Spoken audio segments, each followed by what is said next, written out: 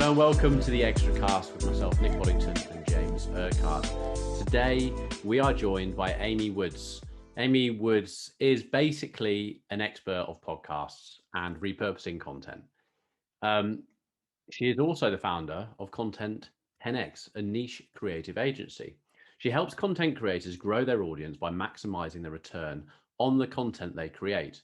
She works with businesses, entrepreneurs, and thought leaders, and is the content repurposing powerhouse behind some of the most well-known podcasts and video shows. She also has a best-selling book called Content 10X, More Content, Less Time, Maximum Results. And she is also the host of a podcast called the Content 10X Podcast. She talks on stages all around the world about content repurposing, including at events like PodFest Multimedia Expo, Podcast Movement, Youpreneur Summit and RadioDays. Now, if you have any want to do a podcast, then this is the show you need to listen to, or should I say the episode you listen to, not the show. Absolutely brilliant. We come out with some great questioning. She's got amazing answers, which will take you from whether you're thinking of doing your own podcast now, how you grow it, the way you should grow it, the speed of the timing of the podcasts, how to create the content. Really, really good show. So this is definitely one to listen to if you have any thoughts about running your own podcast, or maybe you are running your own podcast and you want it to grow quicker. I hope you enjoy. Let's welcome Amy Woods. Amy, how are you doing? I'm great, thank you. It's always nice to hear a bio because I always feel like that's the high, and it's just going to go downhill from now on, isn't it? I've never had one written about me, read out about me. We did one for the company, didn't we, ages ago, and I sort of made my own one up. It was like I was Superman by the end of it. Yeah, you can say what you want in bios, and they always sound fantastic, and you think, is that really me? Yeah. And then you think, oh, I've just got up today, and today's a really bad day. It doesn't feel like I'm a superstar like that. So so welcome to the podcast. Well, I'm going to really enjoy the next 45 minutes. We see your book. If people are watching this, they can see it. If they're not, there is a book, Content 10X, behind Amy, which is her book. James has actually listened to the audio, which is on Audible twice. I haven't as yet, but it is going to be in my audio for my walks this weekend. So do you want to tell us a bit about your business, what exactly you do? How you're making a difference to people's businesses, and we can go from there, can't we? Yeah, sure. So Content 10X. So we're a creative agency, but very specialised in what we do. So we are experts in content repurposing. So what we do is we provide a repurposing service to businesses, brands, large and small. And the key thing is that they're creating content. So they'll have a weekly podcast or a video show. I say weekly, it's usually weekly, doesn't have to be. And we essentially kind of take all of the heavy lifting from a content perspective after they've done an initial recording. So recording an audio file for a podcast or recording a video, we'll then take that and do the final edit and production on that. And then we'll repurpose it into blog posts and social media videos and audiograms and graphics and lots of tweets and articles, and just create lots and lots of content from single pieces of content. So as a business, that's what we do. So our clients will work with us. Usually they're episodic content creators. So they'll have like a podcast, or they'll have a video show, or they'll come to us without one, and then they'll work with us to launch some episodic content that they're going to create. And then, that's what we do. So our promise really is that we're very light touch to work with. As long as people create the content and give it to us, they can carry on focusing on running their business and doing what they do best, and not trying to figure out how to become like designers and podcast editors and video editors and things like that. We'll just focus on the business, but know that the content is going out. And I think the key thing for repurposing, it's about different formats and different locations. So we're making sure that the content is going out on different platforms and specific and relevant for those platforms, that their websites regularly getting updated with blog posts and the podcast or the video and things like that. So that's what we do. That's the core of our business. And we do work with some businesses who want help with that initial piece too. And in that case, we'll record a video with them and then use that for repurposing. So it can work both ways as well. Clients are large and small, from small kind of entrepreneur with maybe 1 or 2 people working for them, through to big businesses like up to kind of 200, 250 employees. So not huge like Fortune 500 companies, but some large organizations. And we're global as well. So majority of our clients are in the US, but we do have clients in the UK, and we've had clients in Australia and South Africa and places like that as well. So it doesn't really matter where anyone's located to work with us. That's awesome. So so from that point of view as a podcast then, because obviously we're on this podcast now, we've seen the growth that we've had, and it's kind of, we had no idea really, because James was just like, I was like, we're going to do a podcast, and James was like, yeah, whatever. And just don't take too much time. And it was like, no. And I've always been on the whole thing, like for years, like these different things work. I think the thing that I've noticed the most about, whether it's you're trying to grow a YouTube channel, which seems really hard, podcast or whatever, is just the consistency of, you just have to do it and keep doing it.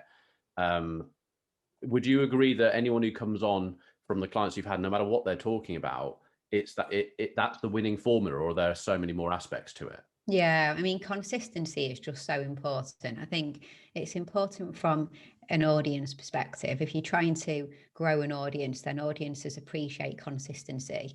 So if, for example, it was a YouTube video show that you were launching, or a podcast, something where you would like people to subscribe, people are way more likely going to subscribe if they can see there's consistency and a regularity, and something comes out every week. And yeah, just to gain that traction and gain that momentum, you don't get very far if you just commit random acts of content where you just put something out 1 week and then you have 3 weeks off, then the next video lands, and then maybe one sooner, and then you have a month off and things like that. It doesn't really help you. So I think consistency is really important in that regard for the human, the people and the audience side.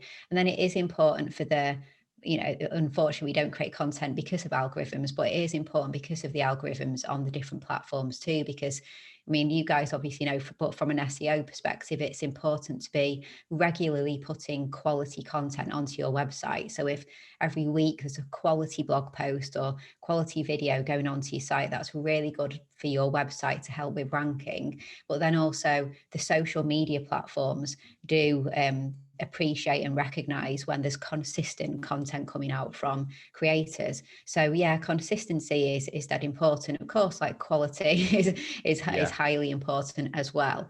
Not just consistently putting out really like rubbish content, that's not going to work. But consistent quality content with a strategy behind it, and knowing why and who and the what and the value. But I think you have to combine all of that together to have a winning formula, really. So can any business create content? Like, I think what springs to mind is like B2B, the B2B world of someone. I suppose the thing you must get asked all the time is, well, what do we talk about? How long does it have to be, and things like that? So all of our clients are minus maybe 1 or 2, but pretty much all of them are B2B. So we think that B2B, especially podcasts and video shows, can work really, really well. I think in terms of content, it's about working out how you can add value and how you can help ultimately your end customer when they're out there online. What questions are they asking, and what kind of content do they need to see? What problems do they have that you solve that you could help create content about? So when we initially work with clients and they say exactly that, kind of scratching their head, like, we need to work out what content would we create. We often say, like, work with your team and do a bit of a brainstorming session and go through 50 questions that you regularly get asked by your customers or your audience, work them all out. And then there you have your first 50 podcast episodes, or your first 50 videos, or your first 50 blog posts, because each one of them can become a piece of content. So I mean, can any business? I guess it does depend. And also, does every business need to be doing this? Obviously, that depends too. But we've got, one of our really successful clients in the pandemic was a wealth management company, and they launched a podcast all about securing your retirement savings, and it was a wealth management podcast. And they did amazing because they previously been very dependent on running live events in order to get leads. And as a wealth management company, it's all about trust, because of course people are handing over a couple of $1 million funds for them to then manage the investments on those funds. So it's all about trust. So they had to pivot from, in person to online, but through the podcast, it all came together because, people listened to the podcast. Current clients were able to refer people by just saying, you should listen to this podcast that my wealth management company have put out. It's really good. They were more referable to lots of people.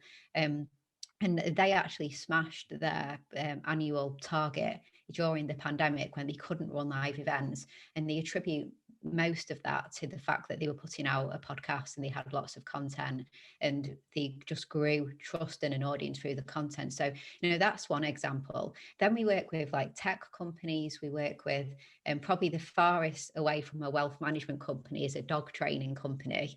They're creating content. What questions do people have about training dogs, etc., creating lots of content about that, and then ultimately bringing people into their business and their membership. So I think it works, but it's all about helping people, solving problems and adding value and trying to gain trust in order to grow that audience. I don't necessarily think every single business needs to create content, because it does depend on the business, but we certainly see it work across like a big, broad range of different B2B businesses. Well, I've been, I was going to say, Nick, I've been really taken aback by this podcast, Amy. So when Nick initially had this idea, I was a bit like that, whatever, just don't take much time, and as long as it's not costing us a fortune, I'm quite content.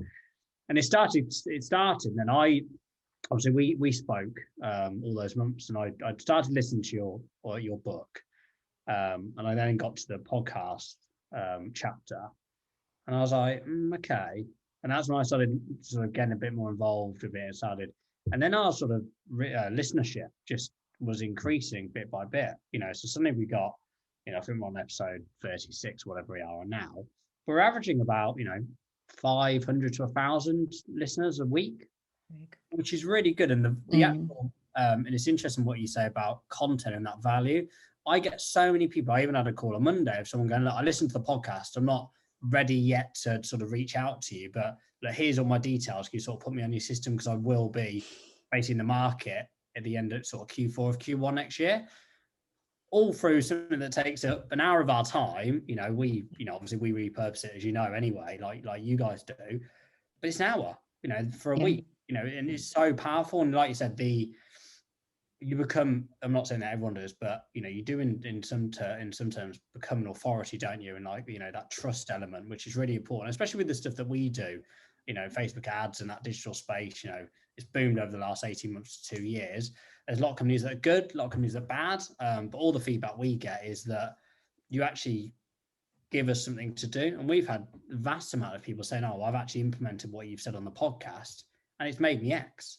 Which is that's the crazy thing, because I do the consultancy side of the business, and I go into people's ads managers because it's about sharing the screen and giving us access. So they're not coming on as an agency client; they're coming on where we go and help them, and they're doing all the things like they've set their ad accounts up like we talk about on the podcast and all the different tactics we do, and that's just crazy. But it's funny because you talk about giving value, which is the really, really important part. We don't hold anything back.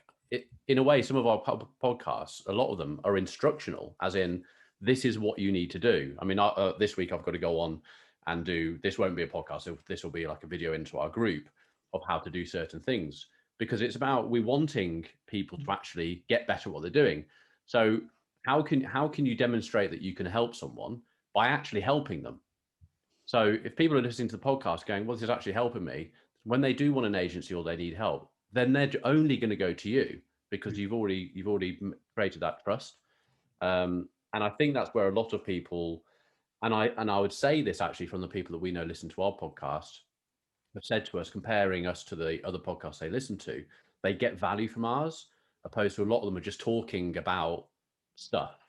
Yeah, I do the same. So I've got my podcast, and every single week it's very focused on a different way to repurpose content, tips and advice and things like that. And I just, it's a no nonsense, like it's just straight to the point, like just providing some walkthroughs and, how to do things, how to set something up and etc. Sometimes other things like interviews, but always trying to help people. And I guess I got to the point where I thought, well, in my podcast and also then the blog content and things like that, I'm showing people exactly how to do these things and breaking everything down. I'm showing them the things that we do. And then we've got the actual side of our business that is like similar to you guys. We've got the service where we do it for people. And I'm completely comfortable, as you are as well, with giving most, if pretty much all of it away, because I'm building my authority and showing people that I have that knowledge and expertise. And it's different people that would work with us that would do it themselves anyway. So like when I look at our clients, never in a million years would they be doing the stuff that we do, because it's nothing to do. They're not a creative agency. Like they, like to think of someone sitting down doing what we do, they wouldn't. But then the DIYers, the people who do want to do it themselves get so much value from it. But then if there's a time when they want help, they'll come to us because we were the people who got them from A to B. So when they want to go to C, they're more likely to come to us than find someone new to get them from B to C. And also, there's also plenty of people who'll be listening that appreciate the nitty gritty detail, but it only explains even more to them that they shouldn't do it themselves and that they should actually get somebody to help them do this. So I feel like people who hold back and don't feel that they should give everything away are just doing it wrong, really, because if you really do think that a person could listen to a half-hour podcast episode and completely replicate what you do as a business, there's something wrong anyway, isn't it? Like, I was going to hire you, but I listened to this half-hour episode and I've just implemented an entire strategy, and it just doesn't work like that at all, does it? It's just not how the world works. So no, exactly. It does break down the barriers, though. I think there's a lot of, especially what we do, and actually very similar to you, Amy, in a way. I think a lot of businesses want to do Facebook ads. They want to put out more content, but they generally have no idea where to start. So typically you'll have, especially smaller businesses, the business owner will set up an ad account, or they'll do a few posts on LinkedIn, as we've all seen, and then they just stop and they're like, oh, I don't even know what to do now. Now, listen to, like, for example, your podcasts and our podcast in terms of the value. They're starting to get that value, starting to implement some of it, and then they've got to that stage, like you said, of like, actually, clearly I'm well out of my depth here. I'm now going to reach out to that business or that person. So it's a nice way of sort of bridging that gap and bringing people into your ecosystem, and I've been, totally hands up about this podcast, in terms of the feedback we've had and some of the customers we've had from it, again, which I wasn't expecting, really, if I'm being honest. But I think it is that, like I said, if you're going to go out to market and, get people with these, these hooky, we've seen some of the podcasts, especially with Facebook ads, it's like, hey, I'll show you how to do X. And I've listened to them, just seeing what people are doing, and they don't tell you anything at all. There's absolutely nothing, no content or value there whatsoever. But I do think it's quite nice for some of those businesses that want to enter or do repurposing, or they want to do Facebook ads, have no idea where to start. I think it sort of eases their concerns, gets them in, and then hopefully they come across to us, don't they? That's the plan anyway. Yeah, exactly. And I guess, like, for my business, because the team is so split, there's the copywriting side, there's the creative side with podcast editing and video editing, and there's the content publishing team that are all experts in different platforms and things like that. And there's a good kind of 8 or so really specialist skill sets and each person plays a part in the entire service that we bring together for a client. So if an alternative is somebody sat at home trying to figure out Canva to do some graphics and learning how to edit the podcast on, Audacity or something, and this, that, and the other, and just trying to piece little bits together, it's completely incomparable anyway. Like, you can't really compare the two. And that's not belittling a person starting with no budget or very little budget, just trying to do bits themselves and maybe hiring a freelancer or getting a bit of help on Fiverr or something like that, through to a business that can afford our services.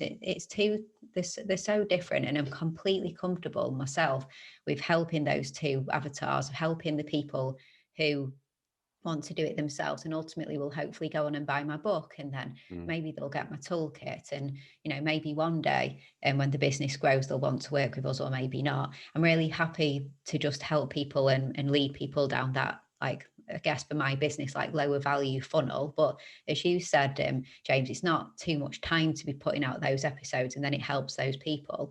And then, they may go on and tell other people about the podcast and then the next person they tell is in a different situation to them. They aren't just starting out with a low budget. They tell somebody who has got an established business and is looking to invest in marketing and things like that. So that kind of spreads the word. But I find that the people who listen to the podcast and immediately know that they want help with this, they've got the budget and they like to work with an agency, they're the best kind of lead you can possibly get. Because if they've been listening to the podcast, they already feel like they know you, they already like you, they already trust you. You have a really great call with them, as opposed to somebody who's just filled in a form on your website and you're meeting them cold. And if they start quoting you back, well, in this episode, I remember you said, and things like that, you just know that you've got like a brilliant relationship before you've even started. They've already made the decision, haven't they? It's just about the technicalities, really. Yeah, it's just like getting down to the detail and things like that. So they're a wonderful type of quality lead. So it's different, isn't it?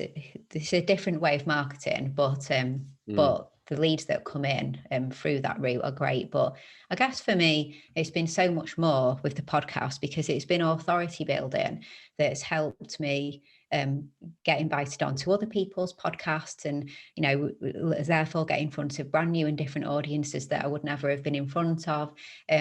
Suddenly started getting asked to speak at events and things like that, which wasn't something I ever hunted down. I never actually wanted to speak at any events, but then when you get asked, it's a good opportunity to say yes. So all of a sudden, a year or so into the podcast, a few people were saying, we're running this event, would you come and speak? I listen to your podcast, I want you to speak about this and that. And before I knew it, I went from podcaster to speaker, and it wasn't planned and intentional either. It's just kind of what happened. And so all those kind of things have come from it too. So there's loads of fringe benefits, as well as the downloads and the helping people who listen.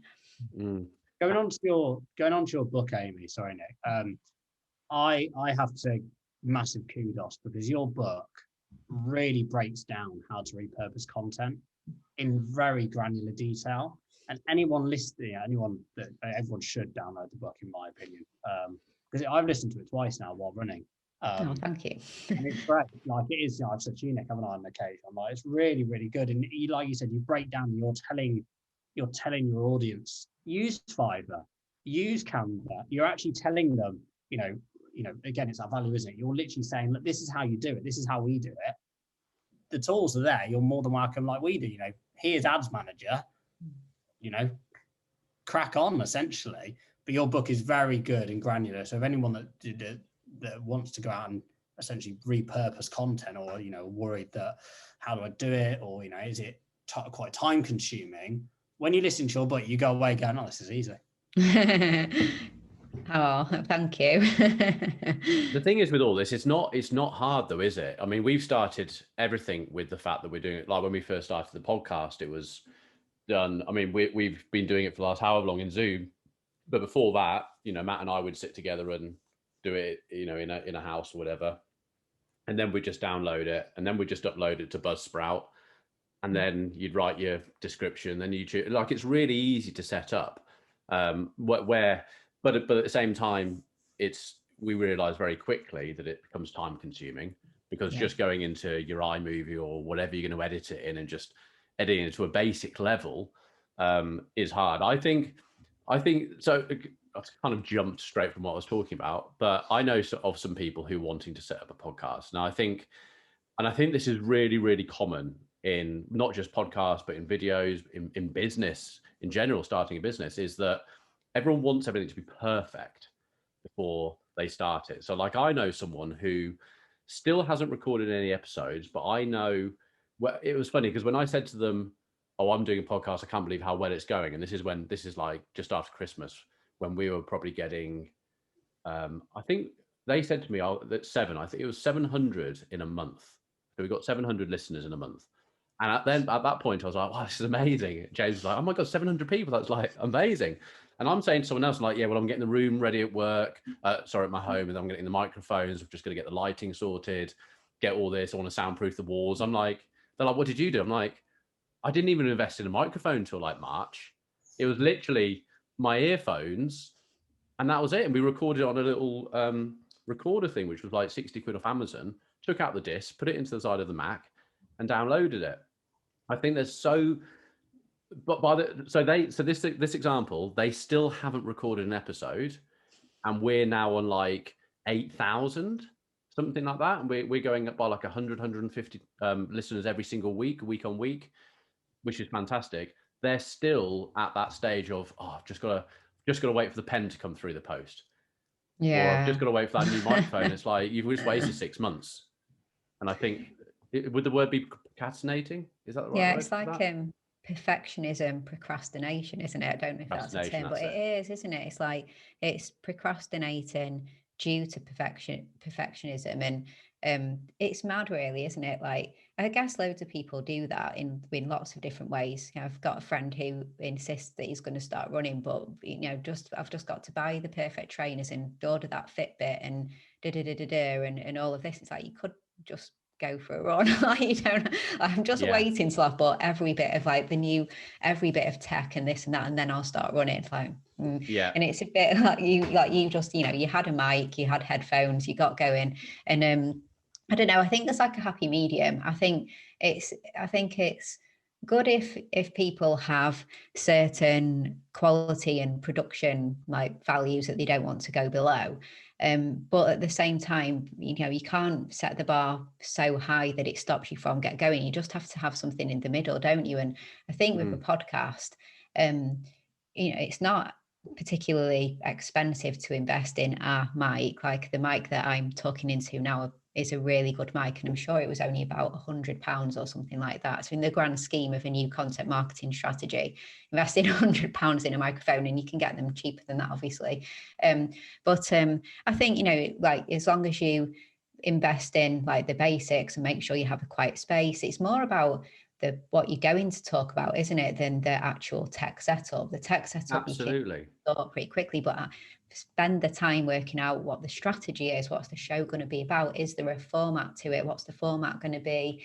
Get comfortable with the talking and things like that. But yeah, just get going. I've got a friend with a fitness podcast, and he doesn't know much at all about the world of marketing or podcasting or anything, but he set up a fitness podcast, and exactly like you, his first episode, he just had a little device, and he just used to go for walks and do solo shows, just sharing all his tips on like fitness. And he was very specific to the type of like industry that he's in, to do strongman competitions, but got a massive following and loads of people listening, even though you could hear traffic in the background, and you could, like, he was actually going on walks, just recording himself speaking. Didn't matter, because what he was saying was so valuable. Nobody cared about the occasional car noise in the background or anything like that. So I do the same. I have 2 ecom guys who I listen to who build websites for conversion. And I know from being in this trade that most website builders build websites just to make them look good, not to make them convert. So they specialize in that. So I'm always listening to it for my tips. And one lives in New Zealand. The other one lives in Manchester, 2 brothers.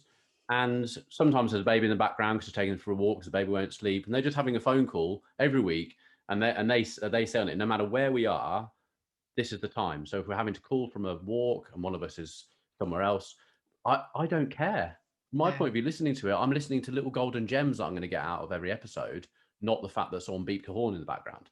Yeah, it's a better promise, isn't it? We promise that whatever it is, let's say weekly, we promise every week we will show up and we'll share some great tips and advice, versus we promise that every episode we put out will be BBC quality audio production. But like, you don't really care about that, do you? And don't get me wrong, it is important to obviously be able to hear and have a certain level. If we won't go lower than that, but yeah, to get completely stuck in the quality aspect can be such a hindrance for people. And I think there must be something bigger at play, mustn't there? Really, like to just be like still kind of waiting. It's kind of blaming it on the tech, really, isn't it? It's nervousness. It's maybe not believing in the strategy that they're implementing, maybe not fully believing in it and that it will bring about results. And if you can prioritize anything, it's about priorities, isn't it, as well, like not having the time, but probably had time to spend an hour on Instagram and Twitter the other day or something like that. So it's all about priorities as well, isn't it? Yeah. How long should a podcast be? Because ours are quite long. So I don't have an argument, but I think all of ours are like 40 minutes plus, and we never hear anyone complaining. There's a lot of value in that and a lot of instructional. Is there, if so some people are listening to this now, if they want to go okay, so I've got 50 things I'm going to talk about, I know what I'm going to do, I'm going to record 10 first and have them so that if I do miss a week or whatever, can they just be 5 minutes long? Can they just be 10 minutes long? Yeah, I think so. So the majority of my podcast episodes that are solo episodes are probably between about 7 to 10 minutes long. So they're short, snappy, and they always just give like one, takeaway, one key piece of advice and things like that. And that has always worked perfectly fine for me. And we've got clients similar that have sub 10-minute, just snackable, like short episodes that add value. I don't think there's any point in padding that out because somebody said that the ideal time is 15, 20, 30 minutes or something. Just make it as long as it needs to be be valuable and help people. I think in terms of the question, I find a sweet spot is around kind of 30 to 40 minutes. Simply, I think especially for B2B podcasts, I feel like that sweet spot that we've seen is just because that's about the amount of time that people will be doing something and listening to a podcast, especially because most people, I think, do listen on like a slightly faster speed, 1.2, 1.3, 1.5, something like that. So that 30, 40-minute episode is probably listened to in about 20 minutes, 25 minutes when people listen to them a little bit faster. Most people are driving somewhere or walking the dog or cooking the evening meal. Usually people are doing something when they're listening to a podcast episode.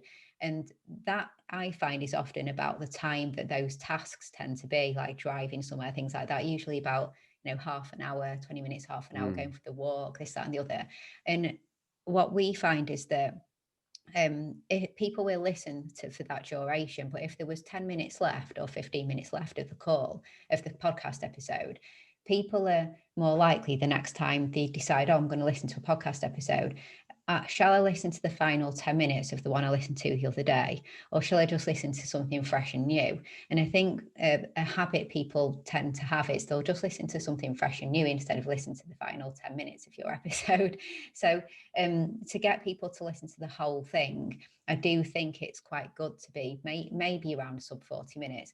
But then I would say that it totally depends. Like, interview shows, if you look at, I think the number one in podcast in the business category at the moment in the UK is Stephen Bartlett's Diary of a CEO podcast. And I'm pretty sure his are pretty long, like even 2 hours, like an hour and a half interviews. And it's the number one podcast. So he's, people obviously enjoy that. I really like listening to the Jordan Harbinger's show. They can be up to an hour and a half as well, but they're really in-depth interviews with people. So it does depend on the genre, I think, and the audience. But I think if your intention is it's B2B, it's people to listen and to get like snippets of advice, come away with one takeaway, something they might do differently, then being in that sub 30 minutes is great. And if you can do short ones, like 10 minutes or so, don't feel like, like people are going to judge me because they're really short, because people enjoy the short ones. And I get loads of good feedback where people say, what I love is I just listen to it. It's really quick. It's really straightforward. And it encouraged me to do something different. Interesting you said about the speeding up of the podcast. I've not done that, but is that something you see happening? Do people generally listen like that, do they? I've never listened to a podcast ever on anything other than 1.5 minimum. Maybe that's just my brain. Yeah. And I tend to listen on sometimes too if people speak slowly.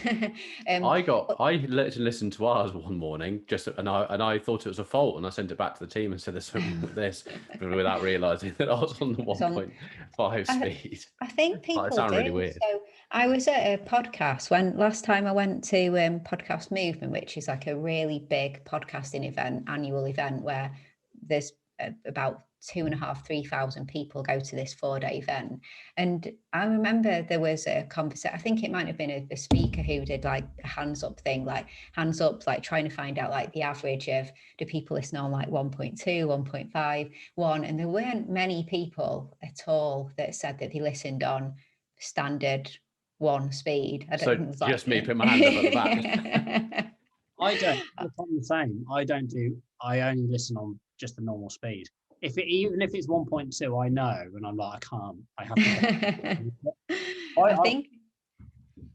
Oh, sorry. I was going to say, I think because maybe for me, because I consume quite a lot of content in my job because of clients and things like that, I'm so used to listening to things really, really fast. Like my husband will hear me listening to something when he walks past the office, and he'll say, are you hearing that? Like the people speaking? I'm like, I'm hearing every word. And he's like, I can't hear anything. So I think it does depend, doesn't it? But yeah, I think on average, like when there was a study done with like one of the research companies, it said that most people listen back on about at least like 1.2, if not 1.5. Right, So it's just something to consider, that especially in terms of the fear of being too long. Well, an hour's interview often gets listened to in 45 minutes or so anyway by people. But yeah, I think I just think that that's another thing that people get really hung up on, is things like the duration. It's like getting hung up on social media and like, is there a perfect time to post? And, you must post between this time and this time on this platform and things like that. But it's just not true, is it? It just depends on your audience, and everyone's audience will be different. And maybe it's good to do a bit of an experiment, do some short episodes, do some longer episodes, and just see which ones get the most feedback, because everything is just trial and error in the early stages anyway. And I think people forget that and think that when they start off with something, they're almost kind of committing to that format forever. But it's your content, it's your show. You can change it in any way that you want at any time. So yeah. Okay, right. So here's one. So you're setting up a podcast, you've got your 50 down. The reason, well, they're giving out value. So they've been listening to this podcast and they know they've got to give value out and all that sort of stuff. But really, it's coming down to what it's going to bring you as a business, what opportunities it's going to bring, blah, blah. When or should you at all monetize your podcast with an intro advert or adverts through it, or one at the end, etc.? Because I know that from our point of view, when we've talked about it, people come and say, "Oh, I didn't realize you did consultancy." So we sort of do. We don't do ads, but we'll just speak because it's in conversation like this. We've talked about consultancy on this one, and that we're an agency, so people are understanding it. But I hear some of the people I listen to, and don't get me wrong, they're big people. 2 million subscribers to their podcast. They'll bring in, and one of them actually is quite short. So he'll take snippets of an interview like this or a question and answers thing, and to create content, he'll just do 2 to 3 minute long question and answers that have been taken from a show or something. But then there'll be a minute long advert intro at the beginning of it. Is that because he's just massive and is able to do it? What's your view on these sort of intro adverts and things like that? Are you meaning that they're doing an intro advert for their own business, or for their own business? Because I wasn't sure if you meant bringing in sponsors. Well, I suppose we could talk about both really on how you do it, but I'm talking about from our own. So we could start our own off with, I know that we do an advert at the end of ours. So if anyone wants to listen to it, they can for that extra minute. But we decided that at the beginning, we just have the intro to the podcast and then we just go straight into it. We don't do hey, if you're looking for consultancy work, blah, blah, blah, blah. Do you see what I mean? I think it's a funny one, isn't it? Because what you just explained of somebody who it's only short anyway, it's like 5 minutes or so clip, and the first minute is ad roll. I think that's very disproportionate, and it doesn't sound like a good formula, but I guess it potentially. I listen to it. It annoys me.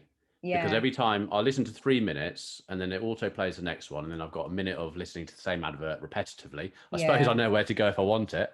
But I'm still tuning in for the next one because there's so much value in that 2 minutes. Yeah, I mean, with external ads too. So there's one podcast that I really enjoy listening to, and the first 7 minutes are ads, like a no. Whoa. Yeah. The episodes are about an hour and a half long because of their interviews, but the first 7 minutes are ads. Other ads, you know, he's reading out like, you must buy this. This is why I support them. And next, and goes on for 7 minutes. But I know, so whenever I start, I just skip. I always skip, and then I just get to the point where I want to listen. So I always know to skip. And it's funny because everybody must skip those because it's overdone. Whereas perhaps if it was a shorter time, you wouldn't necessarily feel the need to skip, and the sponsor would benefit because you might listen, but the sponsor's not really benefiting if it's so chunked together, and then you can just skip the whole 7 minutes, which is what happens. But I think when you have your podcast at first, and this could be continuing forever, but you're not going to get sponsors straight away. So you should be the sponsor of your own show. I always think that's a great idea. So a tip I often provide is as well having a bit of a mid-roll interruption. So it's good to get straight into the show and get straight into the content. But then leaving it right to the end for you to mention, you know, if you, this is what we do, and if you enjoy this show and you would want to work with us, we offer these services or anything, people will hear the interview rounding up or the solo show rounding up and naturally just end it and go somewhere else, don't stay to the end. So it's good to have, you know, maybe an interrupt in the middle. So choose a midway point, or if it's a 20-minute interview around 7, 8, 9 minutes in, do a little, you know, just a short interruption to this episode to let you know that just 15 seconds, 20 seconds or whatever. But I think it's good to put it more in the middle point or somewhere around them because people are likely to listen. And I think from day one, you can do that for your own podcast. Like if, you know, your podcast is obviously content marketing for your business. So just treat it as like you would an external sponsor reel and add something in, letting people know about your services. And I mean, I recommend like you should really be the sponsor of your own show for a long time and then only bring in external sponsors if you are truly aligned to what that product or service is and it complements what you do and it genuinely does help the audience, then consider doing that. But I'd hold off for as long as possible, because for as long as possible, be the sponsor of your own show. I think that's really important. When would, if I mean, for our point of view, we want to be the sponsor of our own show simply because of what we can do with business coming to the company. But for someone who isn't working like that, who might be setting up a podcast because they want to talk about, have banter with a mate of theirs, you know, because they're all out there, all these different genres and stuff. They're obviously, they need to get to a point where they want to monetize their podcast, not for their own services though. What sort of point, what time do sponsors start seeing you, or do you have to go and search for sponsors? Or I guess, are there platforms that say if you've got 10,000 listeners, you qualify for these sort of adverts? So it depends on all sorts of different statistics that they look at.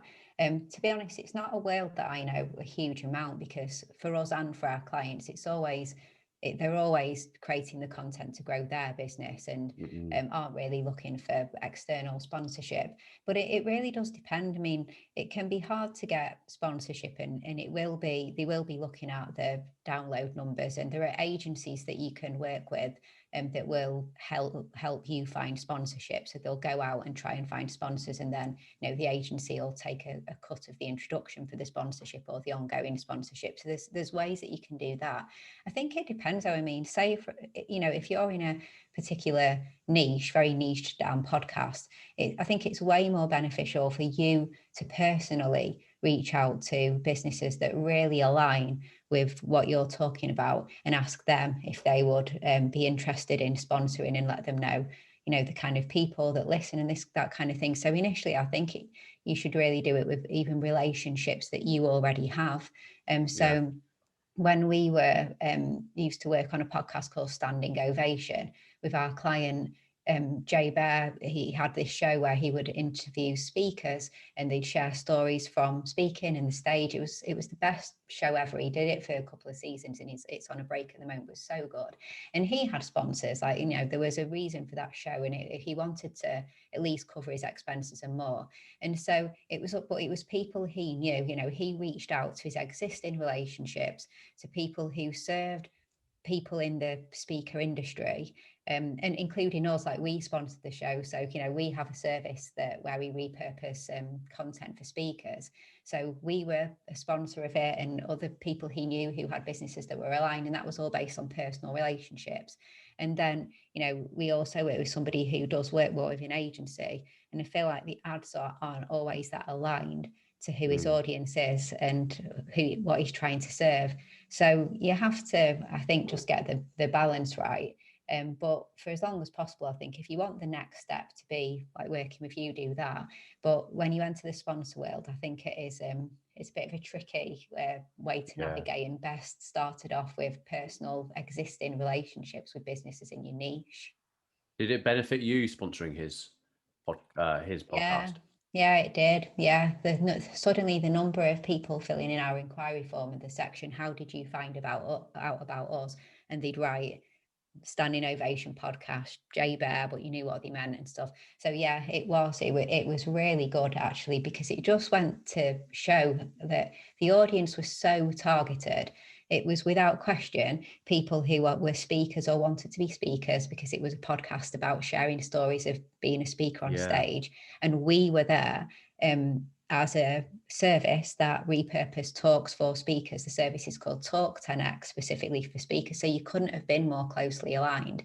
And yeah, we got, it was brilliant. Yeah, we got lots of inquiries and lots of people coming in because of it. So it was a very, very good way of, it reminds me now I should be sponsoring more podcasts, actually. That's the only time we've ever sponsored a podcast. And I'm suddenly thinking, why aren't we doing more of that? Is there an easy way to go out and find podcasts that you want to sponsor? To be honest, it's not a world that I know an awful lot about, to be honest, like podcasts, but like sponsorship and monetization in that way. I guess you would reach out to the podcasts or go through one of the agents that work with different podcasts in order to do it. But it's not, I guess the reason I haven't done it since then is because, Jay directly asked me if we'd be interested. Yeah. I've never actually personally hunted down a podcast with, but yeah, it's a note for me actually to look into that a bit more. You need his season 4 to start. Yeah, exactly. He needs a new season to start. He needs to hurry up. Please bring back another season. Yeah. Oh no, it made sense though, because as you know, like the speaker world, unfortunately, just disappeared, and it was a lot. He and people he was talking to were it was aimed at professional speakers, as that that is their number one income, is speaking on stages at corporate events, and all of their income just went to zero in March 2020. Of course. Yeah, challenging. Is there a way that you can see, because obviously we go off listens or downloads, I think that's how it works, downloads, isn't it? Is there a way you can actually see on these platforms how many actual subscribers you have to a podcast? Can't see subscribers, no. So that's something that's kept close. So with, for example, Apple, no, there isn't a way to know exactly how many subscribers you have. A good way of like trying to work it out is how many people are shown on your podcast hosting platforms to have downloaded it in, say, the first 24 to 40 hours or so, because they're probably subscribers, so it automatically got downloaded to their device. But it's a bit of a strange one, really. The amount of analytics that you can get and the detail does depend a lot on who you host with. You mentioned, did you say Buzzsprout? You said, yeah. And then, there's obviously others of Libsyn and Captivate and things like that. And I think there's a bit of a, not war on analytics, but they're all trying to outdo each other in terms of just the number of, the amount of data that they provide and the amount of information that they provide. So we're with Captivate, and we put most of our clients on Captivate unless they have another preference, as they have really detailed analytics, down to the device and the country, and like they can play off episodes against each other and things like that. And that's they're fairly new platforms. So that's a big selling point for them. They want to try and win in, we're the best in analytics and data and things like that. But even they don't have that specific subscriber. Yeah, it's strange, isn't it? I don't think it's something to fixate on too much, though, subscribers. It's just more important really that people are listening whether they've hit that subscribe button or whether they just habitually remember to go and listen to your show and they're not specifically a subscriber. I don't think it's something to fixate on, and I think it's sometimes a shame when people do sound like they're fixating on that a little bit too much. Yeah, that's fair enough. Well, I think actually it's quite interesting about what you said about that fixation in that number. It's a vanity metric, isn't it? Yeah. Because if you know people are listening and people are coming into your ecosystem or your business via a podcast or repurposing, again, it doesn't matter how many likes you've got, how many subscribers you've got, how many people are going onto your forum and saying, I heard about you here. That's the metric that everyone should be fixated on, not the subscriber list, or obviously the download. Clearly you need downloads because people need to be taking in the content.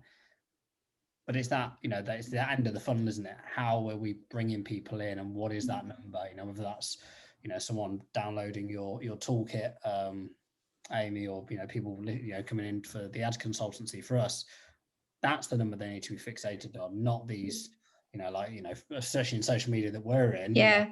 Your clients, go, oh, well, no one's liked your content on LinkedIn for the last 10 months. It's like, well, yeah, but people are still consuming it. That's unfortunately something you just can't measure. No, I think it's such a good point, because if you start, predominantly we work with B2B podcasts. So if you start a business, a podcast wanting to grow your business, ultimately it's content marketing to grow your business. You have to remember that, like, it would be, the metric would be podcast downloads if you were wanting to be the next Joe Rogan or something like that. But you're not, you're wanting to grow your business. So sometimes it is the repurposed content as well. So we've got a client with a treasury business, a treasury recruitment business, and he gets decent downloads on his podcast. It's about interviews with people in the treasury industry. But then through the repurposed content, he has followers of that repurposed content that don't listen to podcasts. They might never ever listen to podcasts, but they really enjoy listening to the snippets that get shared out on YouTube and social media and things like that. And they like, the conversation starters and the content that comes out from the podcast. So no, that didn't result in a download, but it did result in yet another person who enjoyed that LinkedIn post and responded to that tweet, etc. And it all comes back to, are we seeing the business grow as a result of this? Like you said, like that's the ultimate metric. And for that business, he started getting invited to speak on stages all over the world at treasury conferences, and it was people who saw he had this podcast and it just elevated him in the industry. They heard he could speak and was articulate because he had a show, and bam, started getting asked to go and speak at these events and things like that, and just so much more opportunity. Like, people didn't listen to the podcast, but his position in the industry rose him to things that he never experienced before he had the podcast. So look at the download numbers, and he's still, in like theory, filling a really large room, like every single week. There's hundreds of people, not thousands, but hundreds listening. But everything else that comes after is where he's really seeing the benefit. So it's interesting. We've not been invited to any events, which is weird. Oh, maybe there's not that many taking place as well, though. yeah. Because we should just be having all these invitations. But no, you're right, Amy. That repurposing, and obviously that's why I invited you on, because after reading after listening to your book, there's so much you can repurpose. There's so much content within a business that goes on day to day that could or should be repurposed. And it doesn't have to be, you don't have to do all of them, do you? Like you say, you're in your book, there's only certain bits that if you want to, you can, great. But stuff goes on, just repurpose it and then just get it out to your audience. Not everyone's listening to podcasts. Not everyone's on Facebook, some on Instagram. And it's, as long as it's getting to where your audience is residing, that's where you need your content to be. It's pretty simple, isn't it, really? Yeah, exactly. And I think a lot of businesses are sitting on a real treasure trove of content. They're probably currently trying to work out what all the new content should be that they should be creating, whereas there's lots of really decent pillar content that they already have on the website, maybe, or in membership sites or something like that. And, you know, instead of looking at the new content they should create, should maybe just hit that pause button and look through what they actually already have, and work out how they can be repurposing that. So, you know, you've got hundreds of brilliant blog posts and you're saying that you never post anything on LinkedIn because you don't know what to post. Well, you know, spend some time and look at how you could extract value from all these different blog posts to create great LinkedIn posts and things like that. So I think